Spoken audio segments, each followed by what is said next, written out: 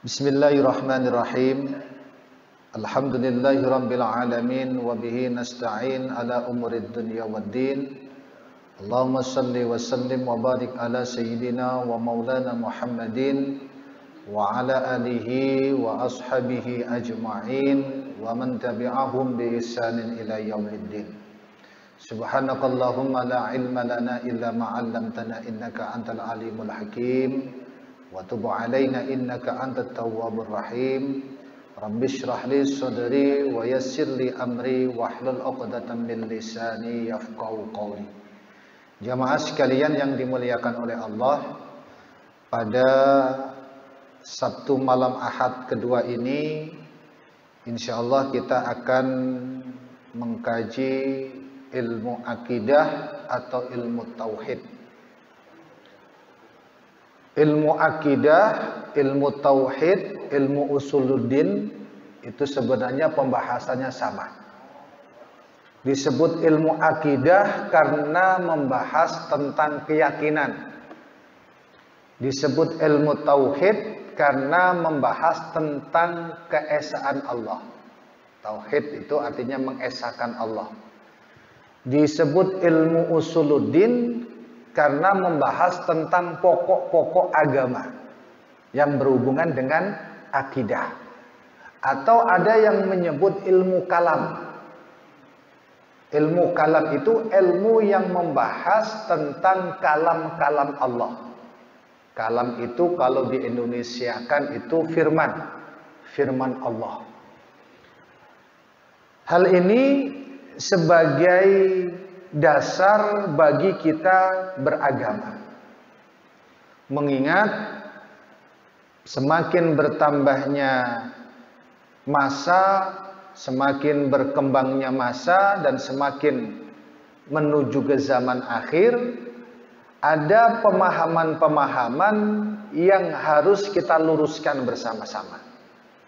Yang mana pemahaman tersebut harus tetap mengacu kepada Al-Quran dan As-Sunnah, mengacu kepada generasi sahabat, mengacu kepada generasi salafus saleh.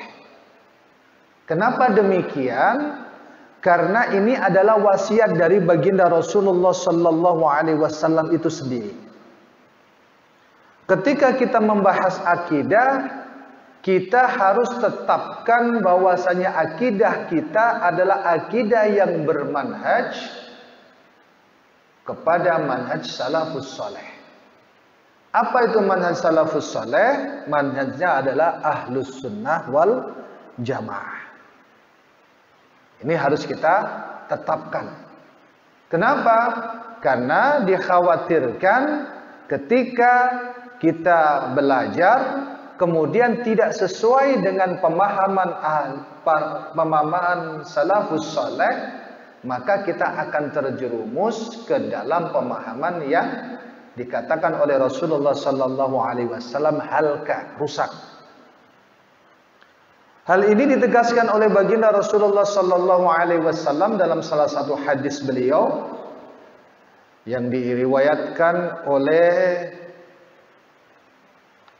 tadi sudah saya tulis tadi. Kama fi riwayat At-Tirmidzi wa Ibnu Majah. Rasulullah sallallahu alaihi wasallam bersabda, "Iftaraqatil yahud ala 71 firqatan."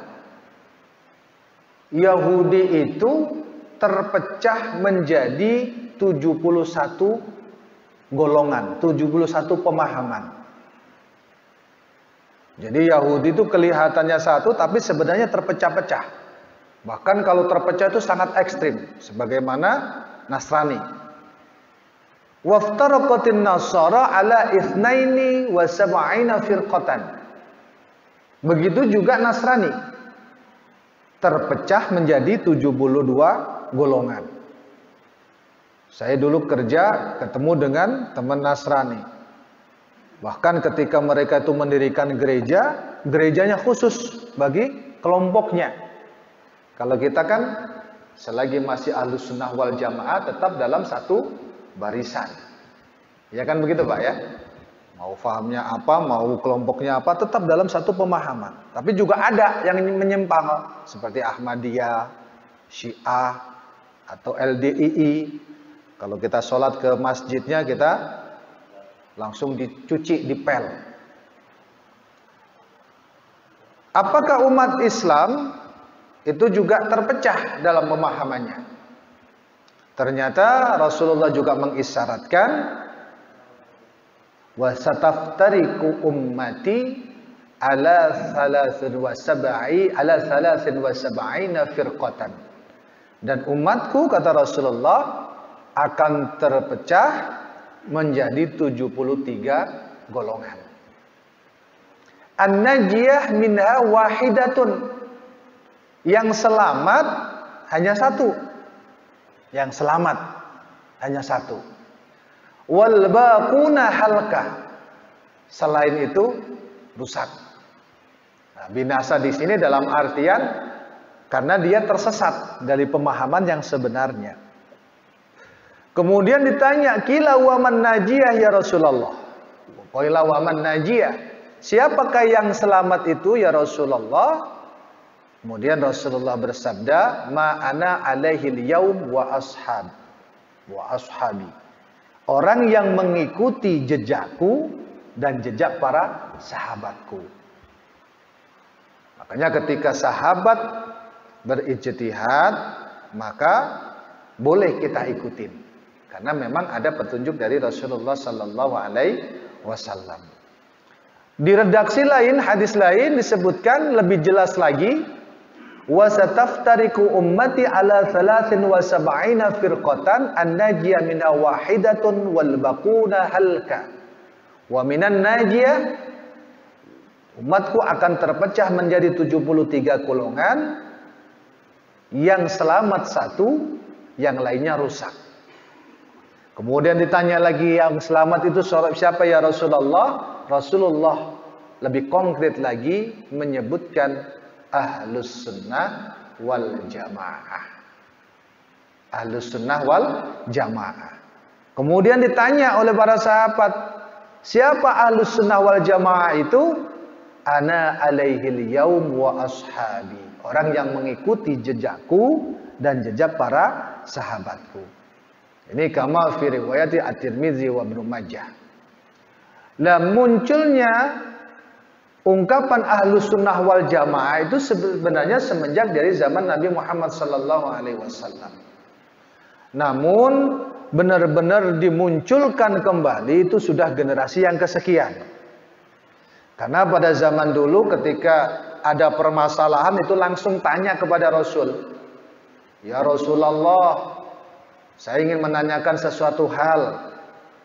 Ditanyakan langsung kepada Rasulullah dan jawabnya adalah dari Rasulullah. Udah jelas, udah langsung final jawabannya. Namun setelah zaman sahabat ada perkembangan dan ada lainnya yang memberontak, ada yang bertentangan.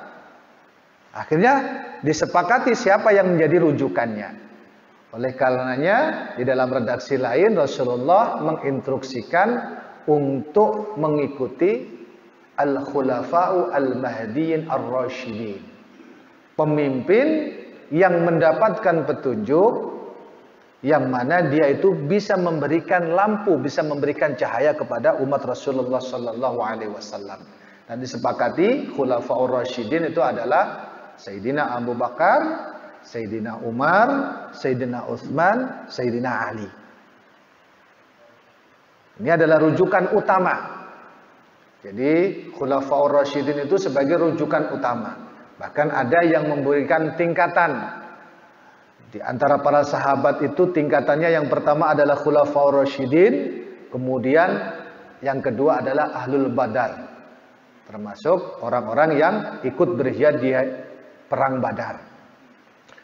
Jemaah sekalian yang dimuliakan oleh Allah Subhanahu wa taala, permasalahan muncul itu kira-kira tepatnya di zaman sahabat Utsman bin Affan.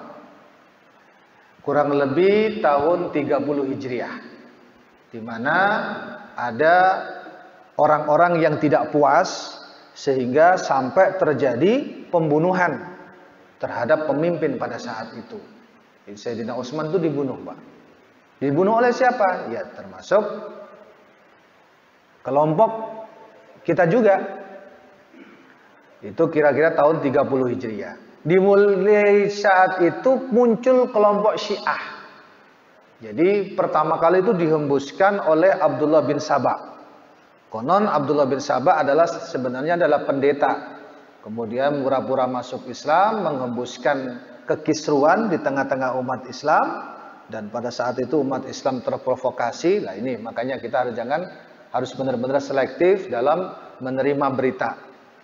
Kemudian akhirnya di antara umat Islam itu melakukan kudeta. Dibunuhlah Sayyidina Utsman. Muncullah kelompok Syiah pada saat itu dengan menghembuskan isu sebenarnya yang berhak untuk meneruskan kepemimpinan Rasulullah itu adalah Sayyidina Ali. Dihembuskan isu gitu. Sehingga orang-orang yang cinta kepada Sayyidina Ali akhirnya melakukan itu semua. Kemudian pada tahun 37 Hijriah muncullah kelompok Khawarij. Setelah dipimpin oleh Sayyidina Ali, muncullah kelompok Khawarij.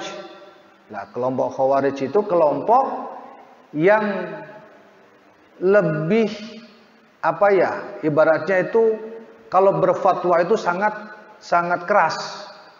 Sehingga ketika ada orang yang melakukan dosa, maka dihukumi kafir.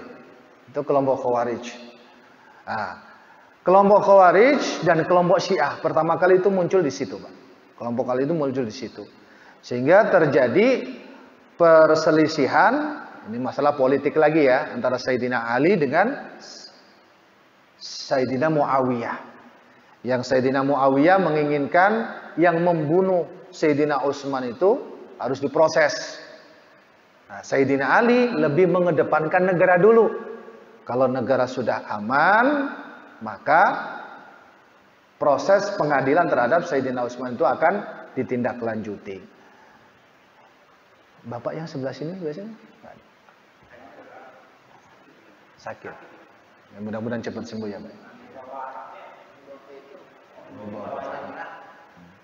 Biasanya kalau saya nengok ke sini ada beliau. Terjadi pertempuran, Pak, namanya pertempuran Siffin. Peperangan. Hampir saja Sayyidina Ali menang. Kemudian di kubu sahabat Muawiyah meletakkan Al-Quran di atas tombak, tanda menyerah. Nah, pada saat itu terjadilah tahkim lah. Jadi bermusyawarah. Namun pada saat bermusyawarah juga masih ada perselisihan. Muncullah kelompok Khawarij yang mengatakan Sayyidina Ali kafir, Sayyidina Muawiyah kafir. Sehingga keduanya itu dalam misi dibunuh oleh kelompok Khawarij itu.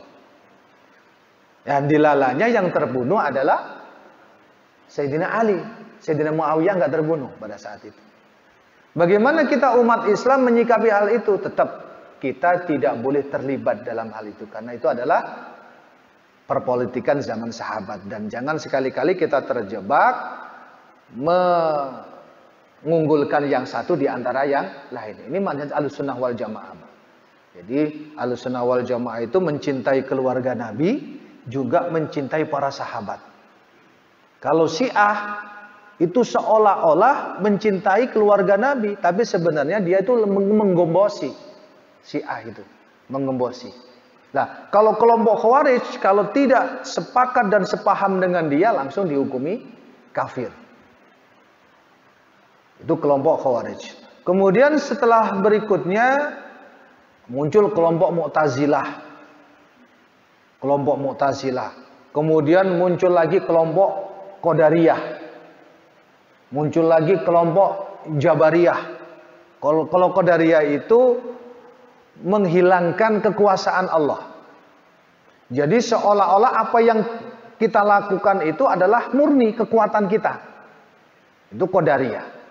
Kalau Jabariyah itu mengatakan semuanya itu adalah atas kehendak Allah. Jadi kalau seumpamanya saya mukul Pak Arifin, ini Allah yang mukul, begitu bahasanya. Tapi kalau Qadariyah sebaliknya. Setelah itu muncul kelompok Mujassimah. Mujassimah itu yang menjisimkan Allah, memvisualkan Allah dengan makhluk. Bahasanya Allah itu seperti makhluk, tingginya sekian, bentuknya sekian, kemudian tempatnya di sini, itu Mujassimah. Dan memahami ayat Al-Quran itu secara letterlek, itu Mujassimah. Dari kelompok-kelompok tersebut itu menunjukkan bahwasanya pemahamannya itu sangat menyimpang dari apa yang diajarkan oleh Rasulullah, dipahami oleh para sahabat, generasi tabi'in, generasi tabi'ut tabi'in. Pada saat itu para ulama dalam membahas masalah ini tidak sedetail itu, Pak. Jadi pada masa itu, masa 300 tahun Hijriah itu, ada Imam Abu Hanifah, ada Imam Malik, ada Imam Syafi'i, ada Imam Hambali. Beliau itu lebih konsen membahas tentang hukum. Kalau pembahasan masalah akidah ada dalam pembahasannya akidah, tapi tidak sedetail membahas masalah hukum. Sehingga pada saat tahun 300 Hijriahan muncul ulama yang mempelopori tentang Ahlus Sunnah wal Jamaah itu. Siapa ulama tersebut? Ulama itu bernama Imam Abul Hasan Al-Asy'ari. Beliau wafat kira-kira tahun 326 atau 24 Hijriah. Jadi beliau itu masuk dalam generasi salafus saleh. Ada Imam Abul Mansur Al-Maturidi. Beliau juga satu generasi. Makanya ketika disebut sebagai Ahlus Sunnah wal Jamaah, Al-Hafidz Az-Zabidi mengatakan idza utliqa Ahlus Sunnah wal Jamaah fal muradu bihi al-Asy'ariyah wal Maturidiyah. Al-Asy'ariyah wal Maturidiyah. Ketika disebut sebagai Ahlus Sunnah wal Jamaah, maka Imam Agung yang merumuskan tentang faham Ahlus Sunnah wal Jamaah itu adalah Imam Abul Hasan Al-Asy'ari dan Imam Abul Mansur Al-Maturidi. Beliau merumuskan pemahaman sahabat, pemahaman salafus soleh, kemudian ibaratnya dibukukan dalam satu buku yang merumuskan tentang pemahaman-pemahaman akidah selain dari pemahaman akidah yang saya sebutkan tadi. Syiah, Khawarij, Mu'tazilah, Mujassimah, Jabariyah, Qadariyah, Murji'ah. Karena pemahaman-pemahaman mereka itu kebanyakan menyeleweng. Seperti orang Mu'tazilah itu lebih mengedepankan akal. Kalau sekarang itu disebut liberal. Lebih mengedepankan akal daripada Al-Quran dan As-Sunnah. Kalau Khawarij itu memahami Al-Quran secara letterlek, huruf. Kalau Syiah tadi itu, jadi lebih mengunggulkan Ahlul Bait dibandingkan dengan sahabat yang lain. Bahkan yang lebih ekstrim itu mengatakan bahwasanya sebenarnya Jibril itu salah di dalam memberikan wahyu ilahi. Yang tepat itu adalah Sayyidina Ali. Bahkan sangat ekstrimnya ada yang mengatakan Ali itu mempunyai sifat ketuhanan. Itu yang dikatakan sebagai kelompok yang kufur. Jadi Syiah itu yang Rafidhah yang begitu itu yang dikatakan sesat. Kemudian ada namanya Jabariyah, Murji'ah dan selainnya. Jemaah sekalian yang dimuliakan oleh Allah. Kemudian kita membahas tentang pembahasan Ahlus Sunnah wal Jamaah. Apa sih Ahlus Sunnah wal Jamaah itu? Sebagaimana saya sebutkan tadi berdasarkan hadis baginda Rasulullah sallallahu alaihi wasallam dan ditegaskan lagi dalam salah satu hadis sahih, fa innahu may ya'shi minkum min ba'di fasayara ikhtilafan katsira fa 'alaikum bisunnati wa sunnati al-khulafai al-mahdiin ar-rasyidin. Nanti kalian akan temukan setelah saya ada perbedaan yang sangat banyak sekali. Ini sebenarnya ini sudah dalam prediksi Rasulullah Sallallahu Alaihi Wasallam, sudah dalam penglihatan Rasulullah Sallallahu Alaihi Wasallam. Setelah wafat Rasulullah akan terjadi perbedaan yang sangat banyak sekali di antara umatku. Kalau ada yang demikian, kata Rasulullah, fa'alaikum bisunnati, maka engkau harus mengikuti sunnahku. Nah, sunnah itu apa? Nanti kita akan bahas. Engkau harus mengikuti sunnahku. Wa sunnatil khulafa'ur al-mahdiin ar-rasyidin, dan sunnah para pemimpin yang mendapatkan petunjuk, yang rasyid, yang mengarahkan, yang memberikan petunjuk. Tamassaku biha wa 'addu 'alaiha bin nawajid, maka peganglah dengan kuat-kuat. Bahkan diilustrasikan gigit dengan geranggam, gigi geraham, dengan kuat sekali. Jangan sampai terlepaslah ibaratnya ketika ada perbedaan tersebut. Maka ikutilah khulafaur rasyidin, pemimpin yang benar-benar rasyid, yang mendapatkan petunjuk dari Allah Subhanahu wa taala. Kemudian kita akan membahas tentang Ahlus Sunnah wal Jamaah secara definisi ya Pak ya. Ahlun itu kan berarti keluarga atau kelompok kita. Keluarga kita ahlun atau alun. Ahlun, ahli, keluargaku. Ahlus Sunnah, as-sunnah itu bermakna kalau al-hukmu minal ahkamis syar'iyyah, di dalam hukum fikih, maka sunnah itu adalah berarti yusabu fa'iluhu wa la yu'aqibu tarikuhu. Jadi kalau seumpamanya orang itu melaksanakan akan mendapatkan pahala, kalau seumpamanya meninggalkan tidak akan disiksa. Itu kalau sunnah dalam segi hukum fikih. Hukum fikih itu ada berapa Pak? Ada wajib, ada sunnah, ada mubah, ada makruh, ada haram. 5 ya Pak ya. Jadi kalau kita belajar ilmu fikih itu ada 5 hukum. Wajib, sunnah, mubah, makruh, haram. Itu dalam hal fikih sunnah. Sunnah juga berarti ketetapan. Sunnatullah. Kita sering mendengar kata-kata sunnatullah. Nah, dasarnya adalah dalam surat Al-Fat ayat 33 atau 23 nih saya tulis. Sunnatullahi allati qad khalat min qabl wa lan tajida li sunnatillahi tabdila. Coba nanti dicek ya Pak, Al-Fatah antara ayat 23 insyaallah. Bahwasanya ketetapan Allah tidak akan ada yang merubahnya. Dan tidak akan ada yang merubah tentang ketetapan Allah. Itu sunnah bermakna sunnatullah. Ada sunnah bermakna ma'usnida li Rasulillah sallallahu alaihi wasallam, yang disandarkan kepada Rasulullah sallallahu alaihi wasallam. Apa sunnah yang disandarkan kepada Rasulullah? Qaulun nabi, wa fi'lun nabi, wa taqrirun nabi. Jadi sunnah itu kalau disandarkan kepada Rasulullah sallallahu alaihi wasallam itu adalah ucapan Nabi, perbuatan Nabi, dan ketetapan Nabi. Itu namanya sunnah. Ketika Rasulullah bersabda, katakanlah, man qala la ilaha illallah wa maddaha bitta'zim hudimat lahu arba'atu alafil dhanbin minal kabair. Barang siapa yang mengucapkan la ilaha illallah, kemudian mengagungkan, memanjangkan dengan ta'zim, maka akan dihapus 4.000 dosa besar. Ketika kita mengamalkan kalimat tersebut yang terkenal dengan kalimat tahlil, maka ini adalah kita mengikuti sunnah Rasulullah dalam bentuk qaulun Nabi.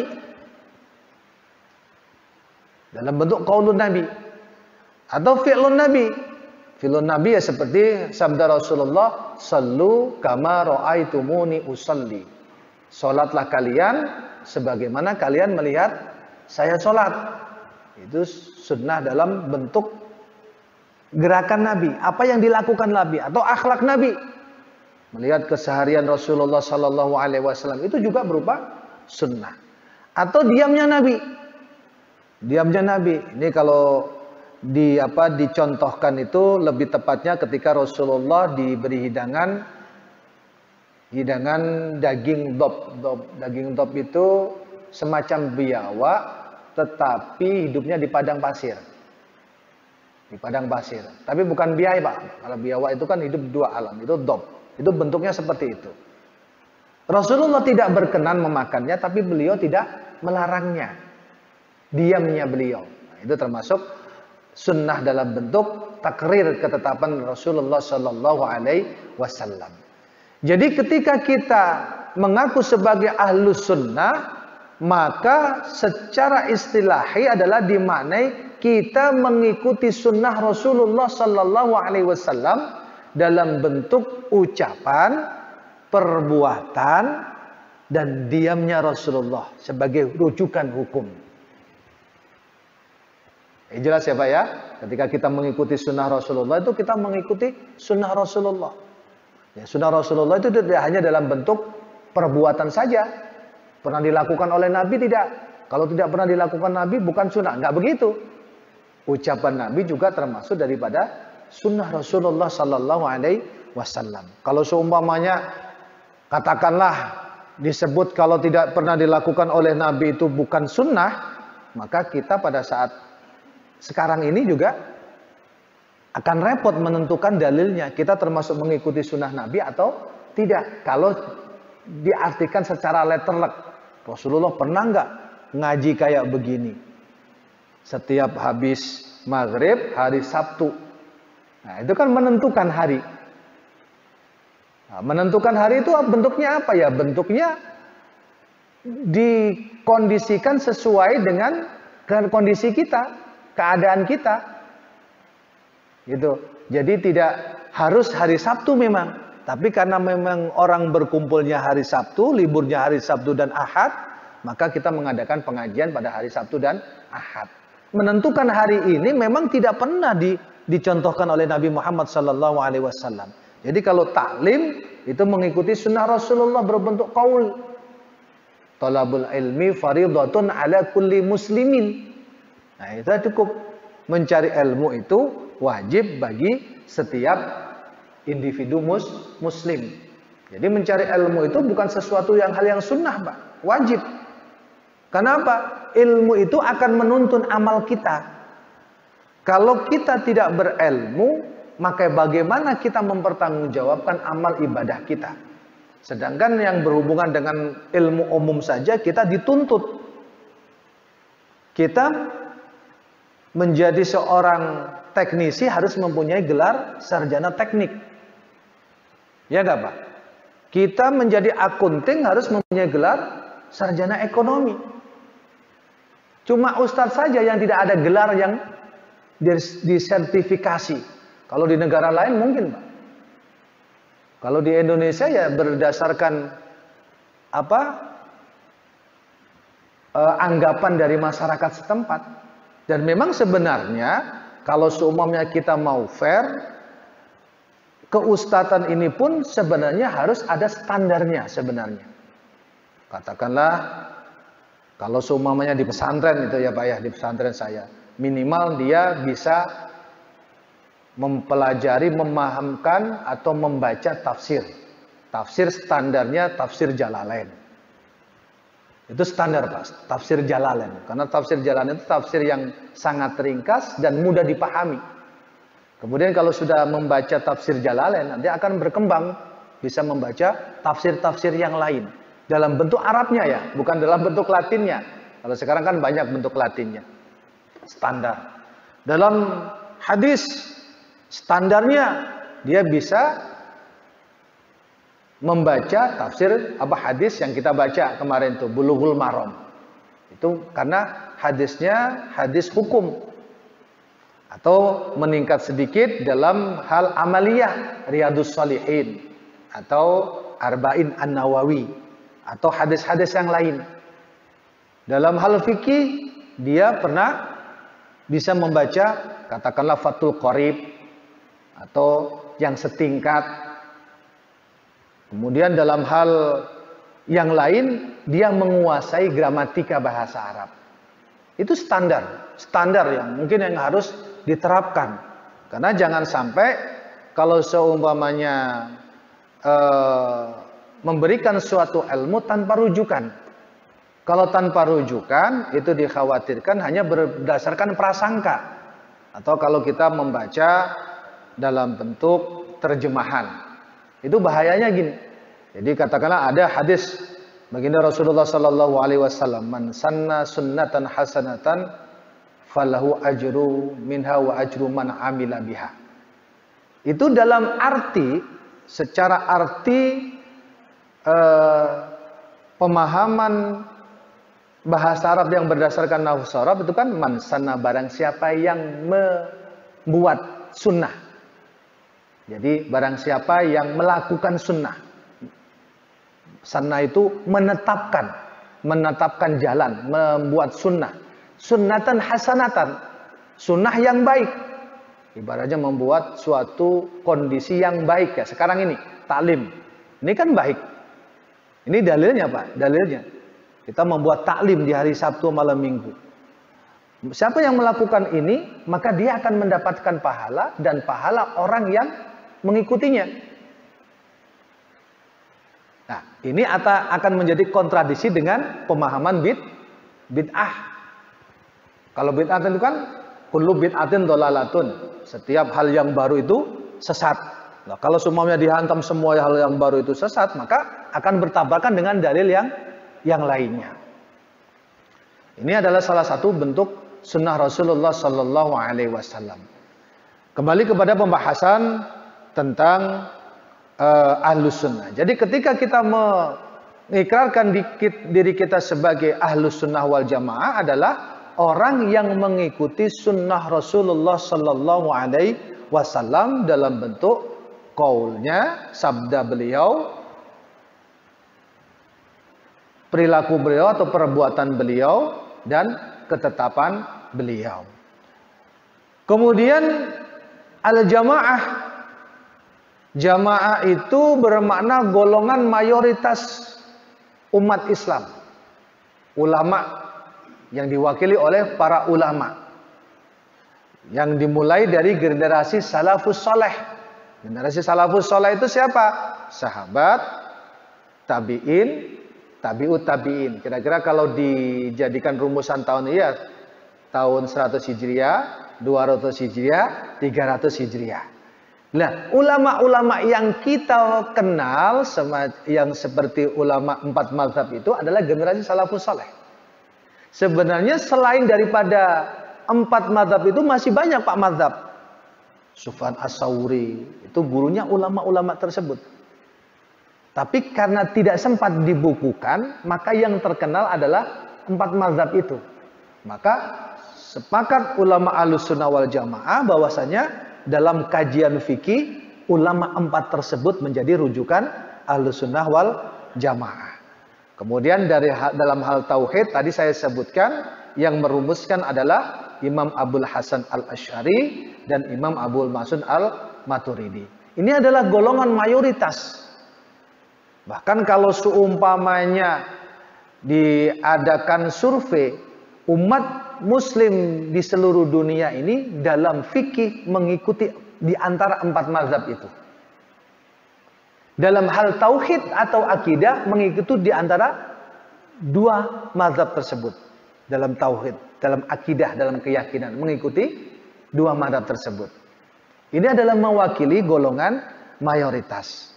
Sehingga semua itu menetapi sabda baginda Rasulullah sallallahu alaihi wasallam sebagaimana yang disebutkan dalam hadis-hadis sahih, innallaha la yajma'u ummati ala dhalalatin. Sesungguhnya Allah itu tidak akan mengumpulkan umatku dalam kesesatan. Makanya Rasulullah memerintahkan agar kita mengikuti faham Ahlussunnah wal Jamaah itu di sini. Jadi kita disuruh mengikuti. Karena la tajdami'u ummati 'ala dhalalatin.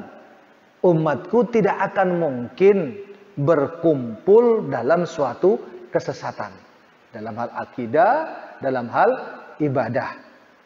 Makanya rumusan tersebut itu sangat ibaratnya sudah menjadi rumusan yang umum di tengah umat Islam. Jemaah sekalian yang dimuliakan oleh Allah, dan ketika kita sudah mengetahui tentang hal tersebut, maka kita jangan sampai ibaratnya keluar dari golongan mayoritas tersebut. Karena ketika kita keluar dan membuat faham yang lain yang tidak sesuai dengan ijma' kesepakatan para ulama tersebut, itu dikhawatirkan akan terkena sabda baginda Rasulullah sallallahu alaihi wasallam, "Man faraqal jama'ata famaitatuhu jahiliyatan." Barang siapa yang keluar dari jamaah, maka dikhawatirkan dia akan keluar dari Islam dan dia meninggal dalam kondisi jahiliyah. Inilah kenapa kita diseru untuk mengikuti faham mayoritas, karena Rasulullah Shallallahu Alaihi Wasallam sudah mengindikasikan tidak akan mungkin umatku berkumpul dalam kesesatan. Kalau seumpamanya ada perbedaan sedikit dalam perbedaan harokah, pemikiran, atau perbedaan pendapat yang sedikit, mah wajar, Pak. Jangankan yang sudah 1,5 miliar umat Islam. Orang kita kadang-kadang satu keluarga saja mungkin ada perbedaan-perbedaan. Atau mungkin dalam masjid ini juga pasti ada perbedaan-perbedaan. Nah, bagaimana kita tetap dalam ukhuwah Islamiyah yang berlandaskan pada ahlus sunnah wal jamaah. Kiranya itu ya Pak ya. Mudah-mudahan pembahasan akidah ini jadi permulaan lah, pembahasan ini bisa bermanfaat untuk kita semuanya.